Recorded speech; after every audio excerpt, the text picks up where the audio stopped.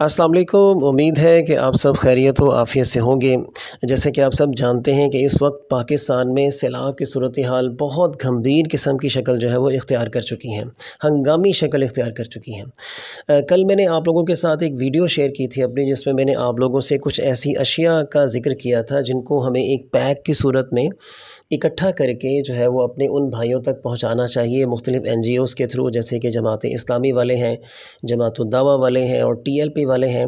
हमें इन सब के थ्रू अपनी चीज़ों को उन लोगों तक पहुंचाना चाहिए जो इस वक्त सैलाब में फंसे हुए हैं। हम ख़ुद तो वहाँ जा नहीं सकते, ओबियसली हम सब तो नहीं जाएंगे। NGOs के थ्रू हम वहाँ पे पहुँच सकते हैं। मुख्तलिफ़ जमातें बहुत अच्छा वर्क कर रही हैं, हुकूमत अपने लेवल पर कर रही है। हम सबको किसी को गालम गलोच नहीं करना चाहिए, हमें उनकी मदद करनी चाहिए।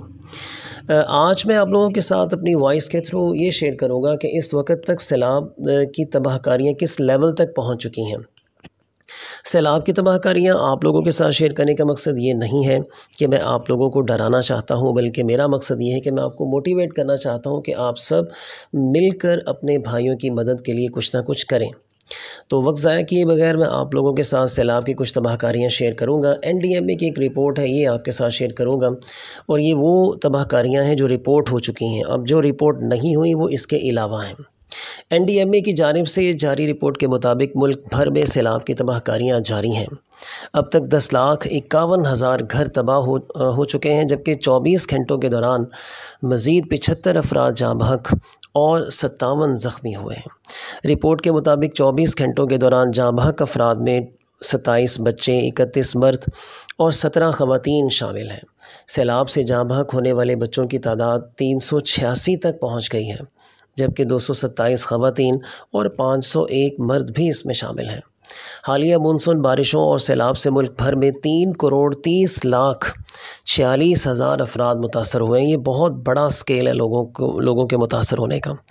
बारिशों और सैलाब से सबसे ज़्यादा मुतासर सिंध हुआ है, जबकि 23 अजला में 1,45,00,000 अफराद मुतासर हुए हैं, जबकि बलूचिस्तान के 31 अजला में 91,82,000, पंजाब के 3 अजला में 48,44,000 और खैबर पख्तूनख्वा के 9 अजला में 43,50,000, जबकि गिलगित बल्तिस्तान के 6 अजला में 51,500 और आज़ाद कश्मीर में 53,000 अफराद सैलाब से मुतासर हुए। अब आप खुद अंदाज़ा लगाएं कि ये सिर्फ़ किसी एक इलाके के अंदर आफत नहीं आई है, बल्कि ये पूरे पाकिस्तान में इसका जो है वो स्केल फैला हुआ है।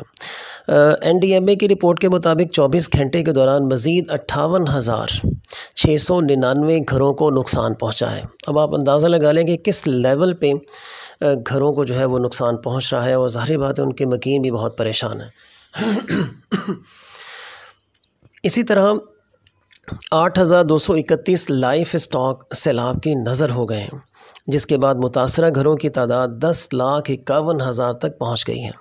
सूबाई सतह पर अगर आदाद शुमार की बात की जाए तो सिंध में 8,84,000, जबकि पंजाब में 58,000 मुकम्मल तबाह हो गए। यानी ये वो घरों की तादाद है पंजाब और सिंध में जो मुकम्मल तौर पर सफ़ा हस्ती से ही ख़त्म हो चुके हैं।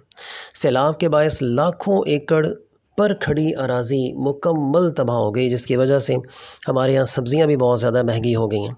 लेकिन एक खुशखबरी की बात यह है कि वज़ारत तिजारत ने प्याज और टमाटर की जो दरामद है उस पर जो पाबंदी आयद की थी कि हम हिंदुस्तान से नहीं मंगवा सकते, वो फ़िलहाल उठा ली है।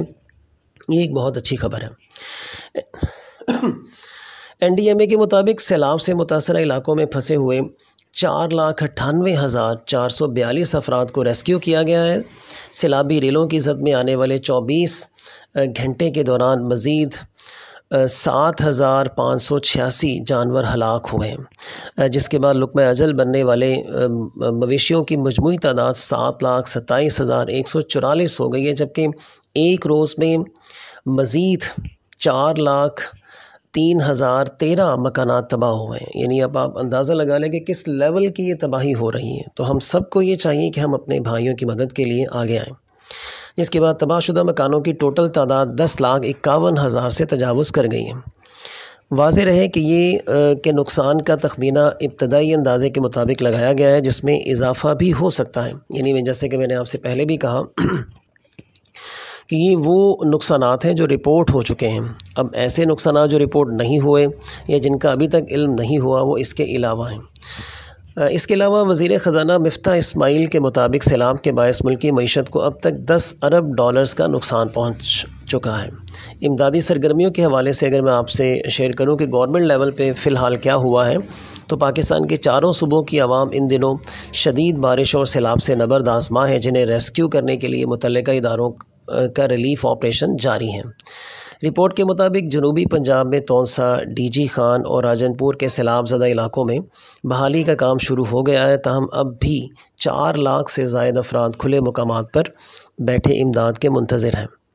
इसके अलावा राजनपुर और डेरा गाज़ी खान के 516 जो देहात हैं, यानी 4 लाख के करीब लोग जो है वो इस वक्त बहुत ज़्यादा परेशान हैं, जिसके अलावा लाखों एकड़ इसके अलावा जो ज़मीन है वो मुतासर हो चुकी हैं। तो मैं समझता हूँ कि हम सबको इन तबाहकारियों को देखते हुए हम सबको आगे आना चाहिए और अपने भाइयों की हेल्प के लिए अपने अपने तौर पे जो है वो हमें कोशिशें करनी चाहिए। तो मैं आप सबसे ये रिक्वेस्ट करूँगा कि आप सिर्फ ये मत देखते रहें कि कोई आएगा और आपको इंस्पायर करेगा कि हमें उनकी मदद करनी चाहिए तो फिर आप लोग आगे बढ़ेंगे मदद करने के लिए। आपने ऐसा नहीं सोचना। आपके घर में जो कुछ भी है अपने भाइयों की मदद करने के लिए आपको उसे इकट्ठा करना चाहिए, अपने दोस्तों से उसे इकट्ठा करना चाहिए, अपने रिश्तेदारों से ये सारे मामलात इकट्ठे करने चाहिए और फिर वहाँ पहुँचना, या तो आप ख़ुद वहाँ जाकर इमदाद कर दें, चले वो तो सबसे बेस्ट हो गया।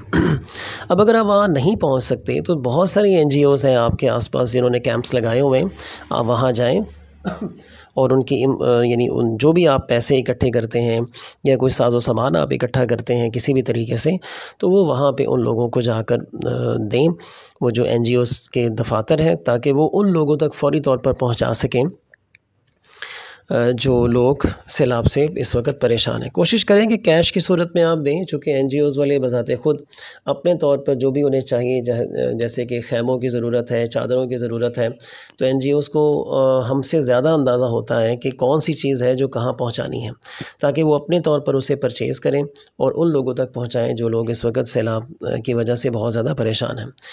अपना और अपने आसपास के लोगों का बहुत सारा ख्याल रखिएगा। अल्लाह हाफ़िज़।